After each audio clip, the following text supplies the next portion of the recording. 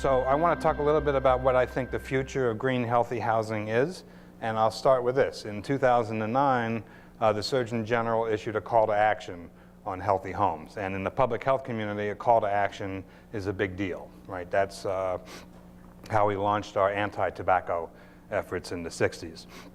So this process is still unfolding, but it's a recognition in some respects that the public health community now understands that houses have a huge influence on our health, which is not always the case. Furthermore, globally, the World Health Organization just issued this report that looked at how health in the green economy is going to function, what's the low-hanging fruit globally as we go about modernizing health structures, and what are the health co-benefits of mitigating climate change. So this is a particularly important report that I presented at the at the American Public Health Association. So we have two definitions of health. The first one, and I'm going to return to this theme several times here, but the first one is the dominant one. That is, we're going to wait for you to get sick, and then we'll send you to the hospital and we'll treat you. But in 1946, the World Health Organization had a more holistic definition of health, which was a state of complete physical, mental, and social well-being, and not just the absence of disease. So this is an important concept. So as I said, we have allowed a series of products into our home environments that in retrospect probably were not a good idea.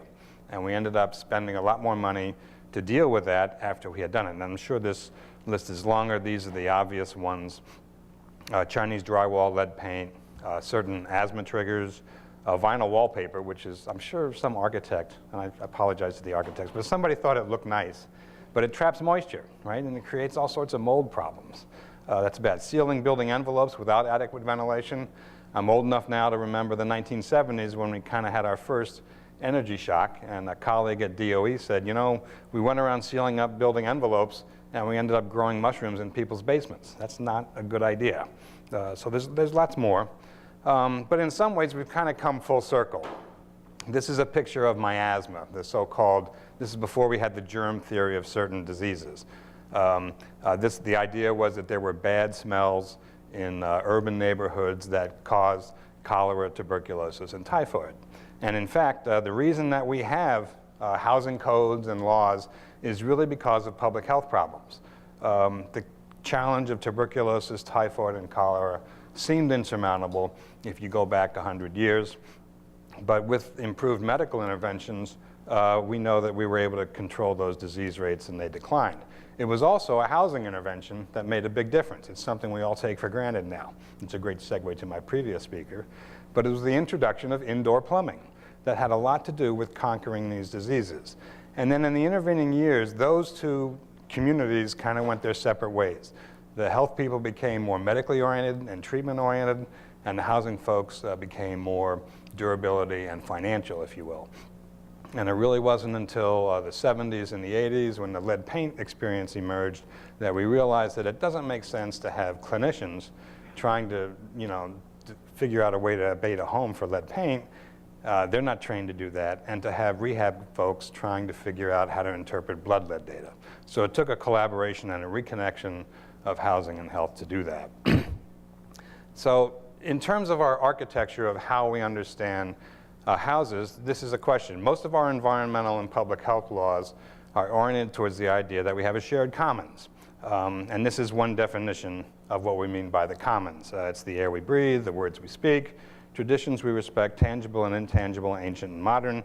It's everything we inherit together as part of a community and distinct from things that we inherit individual. And then from a housing perspective, here's the kicker. It's everything that is not privately or state-owned. Well, most houses in this country are privately owned. Right, so does that mean that you're now on your own?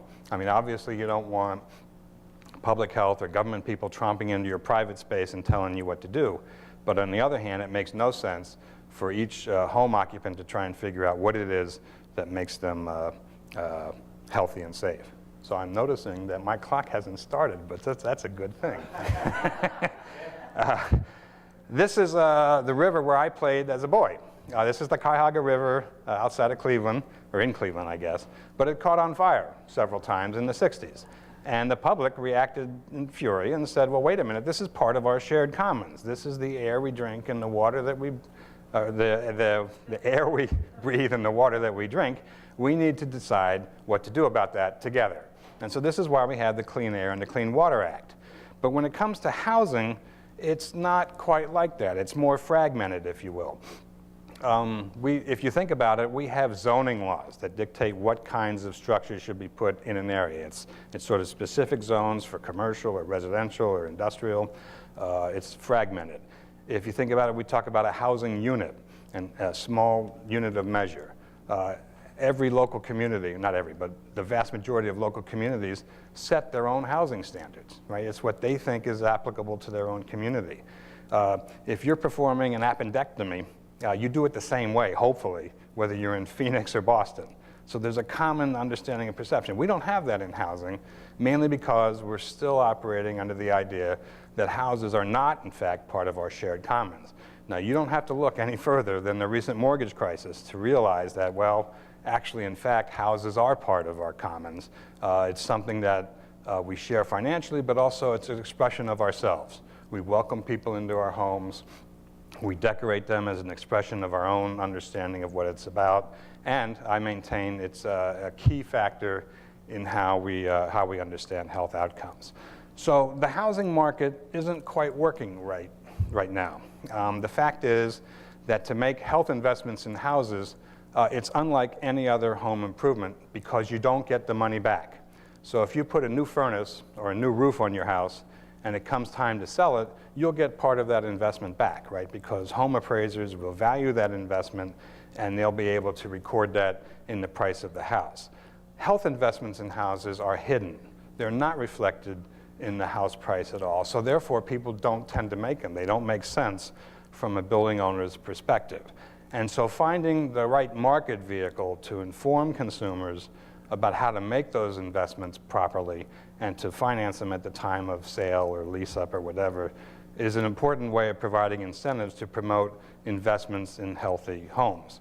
If we don't do that, then we're going to continue to talk about the high cost of not making homes healthy. And what that does, basically, it shifts the cost from, yeah, you get cheaper homes, I suppose, but you shift the cost of medical care to the medical care sector. And we're all about trying to find ways now to contain medical care costs, right?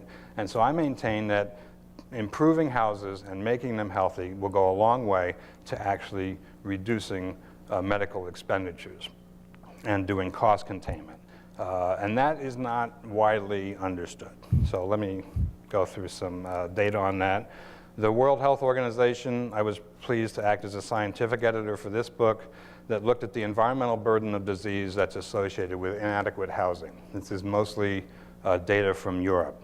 And while I don't have time to go through the details here, some of the exposures we looked at, mold, dampness, lack of window guards, lack of smoke detectors. We determined what the relative risk was by a survey of the scientific literature. We determined what the population attributable fraction of those disease conditions could be traced to inadequate housing.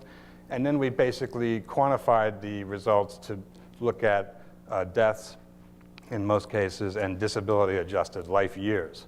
And as you can, my main story here is that it's huge, right? But it's not obvious because the numbers and the data have not been out there. We went to the Appraisal Institute back in the early 90s and asked them, why don't you guys monetize health investments in homes? And they said, the public doesn't demand it. We can't make up home values after all. It has to be something that the public desires. And so I had a couple of interesting conversations last night with people who are involved in marketing. And one of our challenges in the health community is to figure out, how do you make health attractive? How do you make it something of beauty? Right now, health is typically regarded as, a disease or injury. It's something you want to avoid, right? It's not something that is desirable for the most part. So you want to try and figure out how to make the systems work so that they're important. So these are some of the numbers that we looked at. We looked at a lot of other things, crowding, excess winter mortality from indoor cold, noise, radon exposures. Radon, by the way, is obviously almost completely a housing-based exposure, and then residential secondhand tobacco smoke. So And then lead, obviously, I did the chapter on that, indoor carbon monoxide, formaldehyde, and indoor fuel use, which is a huge problem in developing nations in particular, where they still don't have properly ventilated solid fuel stoves and the like. Now, I know there's going to be some of you will want to add up these numbers, and for methodological reasons, you can't actually do that, but trust me, the point is that these are large. I want to review a few of the studies that have been done, and I want to, since I am a research geek, this is your geek alert, I am going to try to point out where I think the research gaps are and maybe pose a question about where that research capacity in our nation should be placed. Anyway, in New Zealand, they were able to do one of the few randomized controlled trials we have in housing. They looked at insulation and health outcomes. And basically, with a relatively small increase in average bedroom temperatures, only ½ degree centigrade, and a small decrease in relative humidity, the odds of self-reported, adjusted odds of self-reported health or poor health was about 0.5. In other words, it improved by twice as much. Lost school days also improved by the same amount. Same thing with work days, visits to the doctor's office, hospital admissions for respiratory conditions, and then they also were able to put a net present value, that is a dollar sign, on what this would be. What's the cost of shifting this savings to our medical community into the housing world? And basically what they showed was that it was between 1.5 and 2 times the cost of the intervention. That's the net benefit from a health perspective. So it's quantified. Big study, 4,400 people, and I can get folks the reference if they'd like. This is Jim Krieger's work in Seattle. These are the Breathe Easy public housing homes, new construction. But basically what he did was look at their health outcomes before and after they moved into these homes. These homes were all targeted to asthmatic children. And look at the first one, symptom-free days out of every 2-week period, cut in half almost. 4.5 days, 4.8 days, 5 days, if you will, out of every 2-week period. Trips to the emergency room, urgent clinical care, those reduced by 41%. That is huge. You know how expensive it is to send people to the emergency room? It's very expensive, and I cannot tell you the number of clinicians who are sort of distraught because they know that after they treat the patient, they're going to end up sending them back into the home that probably triggered their asthma attack to begin with. So this is a huge benefit. Asthma triggers in house dust, that is basically vacuuming up settled dust and looking at allergen content in the dust, had a dramatic decline, as did caretaker quality of life, an attempt to sort of get at the mental health benefits as well. So this is, again, a well-published study. One I just completed in Chicago. I'm an acronym guy, so this is the MIGHTY study, which means moving into green, healthy housing, the yield and health. And these are our partners. UIC, we're an adjunct, National Center for Healthy Housing, Center for Neighborhood Technology, and Brinshaw-Michaels. Basically what we did was we looked at Medicaid records. This is before and after public housing residents moved out of, I have to say, probably the most, well, next to a few other jurisdictions maybe, but the most deplorable public housing in the country. These are the old Robert Taylor, Henry Horner homes that many of you might have read about. We also looked at self-reported health by interviewing residents. That is, we asked them to compare their health before and after the move. We trained some residents to do building quality assessments, and we did some 24-hour air samples. So this is a pretty large data set, and the hope was that we could quantify what the health outcome was of moving into improved green, healthy housing out of the old public housing, which has now been demolished. I'd point out in this group we also had a control group, which is often hard to achieve in housing studies. So again, we compared the health before and after they moved into this new green, healthier public housing, and compared the health to a comparison group that had only had so-called traditional rehab probably 5 or 6 years ago. We saw, and this is a massive study, so I'm only going to be able to summarize it here, but we saw statistically significant physical health improvements in the areas of general health, asthma, which we measured by lost school days and work days and disturbed sleep, hay fever, headaches, sinusitis, angina, that is, heart condition, and respiratory allergy. We also looked at mental health improvements. The Europeans actually have done a lot more research than we have on what the mental health outcomes of improved housing are. And we saw statistically significant improvements. These are all self-reported in sadness, nervousness, restlessness, and people said that their kids behaved better when you moved them into better housing. Now, I don't necessarily know what the mechanism is for that, but we did see it. In another study we did here in DC in the southeast section, we saw, again, a green rehab of existing buildings, public housing, or I guess it's project-based Section 8, low income. But again, you can see that the very good or excellent health had a significant improvement from 31 to 41%.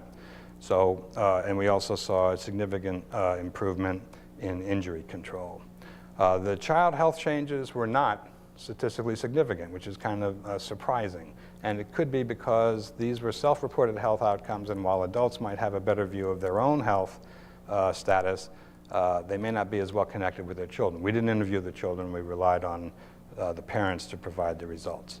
And then you see that we wiped out, again, the number of ER visits to asthma. Now, these homes were not targeted to asthmatic children, unlike the study in Seattle. So the point of this slide is to basically say that if you make these general changes in health, even if you don't have sort of populations who are at risk for health conditions, then you can still see improvements and it still makes financial sense. A third study we did in New York, Chicago, and Boston, we looked at homes that were being weatherized. Again, the general health improved by 0.3 points. This is out of a 5-point scale. We saw improvements in sinusitis, hypertension, obesity. Isn't that interesting? An improvement in it, which is a tremendous public health problem, especially in our children.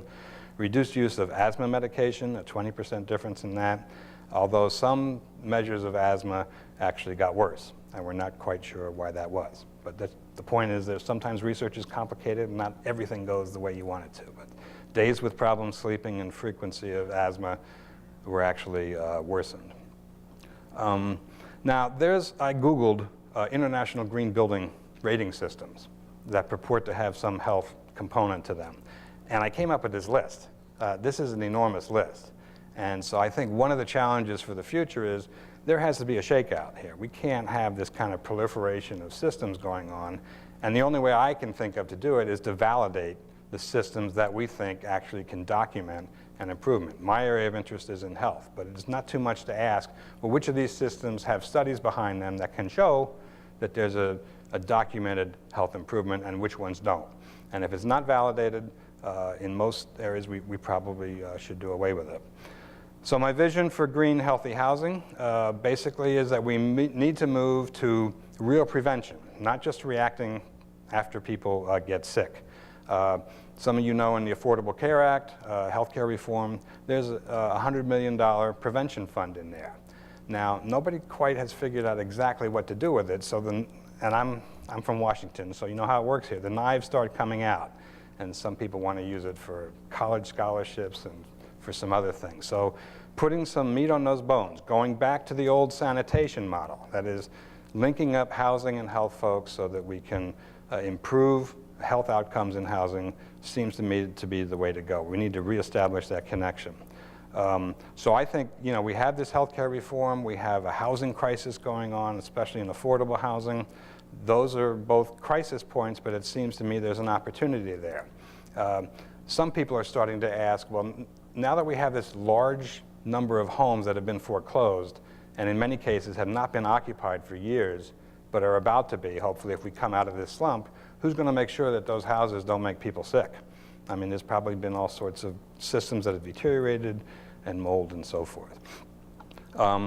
There's been a dramatic increase in weatherization. I think the weatherization community now understands that you can't just simply seal up building envelopes.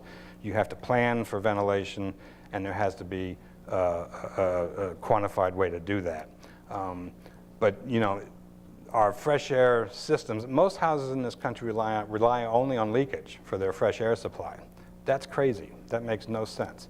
And a number of the so-called fresh air standards that we do have, you know what they're based on controlling? Body odor. Now, we can do better than that. Now, you have to have some fresh air, but the question is, what's the right number? This is the hardest thing in the green studies that I've been involved in, helping to design and so forth. How do you factor off the ventilation needs and the energy concept? Because there's a penalty. You now have to heat and cool that air coming into that house. If you're going to plan for the exhaust system, it has to be done properly. Now, there are some good technology ways to do that. The Seattle study had, the high-tech recovery, heat-to-heat recovery systems and the like. So we can do that. But we got to have adequate fresh air to make sure that people don't get sick in houses that we've improved. We need to have better indicators. How do you know that a house that you're about to buy or rent is actually healthy or green? What's the labeling system? This is part of the rating systems. Right now, most of the action in housing is going to be at the tails. That is, on high-income housing, where people like to do green because it's, I don't know, it's trendy or whatever, and on the low end because there's government dollars in subsidized housing. But the broad middle doesn't really have any incentives to go green or to go healthy. And so we need to figure out, well, what's the right incentive that makes sense? Not necessarily a government solution, but some kind of an incentive to make people do that proper investing. Obviously, I've talked already about standardizing these global standards for green and healthy housing. We need to quantify the costs and benefits. In this country, we have quantified costs and benefits for lead and for asthma. We have not yet done it for healthy homes, which is a much broader universe, and in some ways it's harder to quantify. That hopefully will help us make investments that make sense. That's based on real data. That is the value that people can make, an investment they can make into their homes that they can then recover in the marketplace. So we need a marketplace that supports those kinds of investments. One idea is right now we don't have any place where we look at housing and health research. There's no home for it. HUD does some stuff, EPA and CDC kind of do some things, but it's like Housing World, it's kind of fragmented. So one idea is to put it in NIH. That's where sort of our nation's most robust research gets done. There's good collaboration between pharmaceutical manufacturers and health researchers. It doesn't exist. There's a National Institute for Environmental Health Sciences, but they're broader. So, and some people disagree with this. Are you crazy? You're going to propose an expansion of NIH in this kind of climate where we want to shrink government? That makes no sense. So I understand that there might be some other dynamics, but it'd be interesting to get people's view of whether this would be the way to go, or where is it that we're going to put these sorts of research efforts. If we don't do that, then we'll continue to be fragmented. We won't enable people who have sort of promising academic careers to enter the field of green, healthy housing as a research thing. So I'll close with this. We need to make green, healthy housing universal. The Universal Declaration of Human Rights adopted at the UN was basically this. Everyone has the right to a standard of living adequate for the health and well-being of himself and his family, including food, clothing, housing, and medical care, and necessary social services, and the right to security in the event of unemployment, sickness, disability, widowhood, and so on. One of the major reasons for foreclosures is that people can't pay their medical bills. That is a leading cause of foreclosure. They're connected, and yet each of the three main agencies, HUD, EPA, and CDC, run these very tiny healthy homes programs. So that connection is not reflected in the way it ought to be. So I don't know why that's there. So that's what I have for you. I look forward to the discussion. Thank you.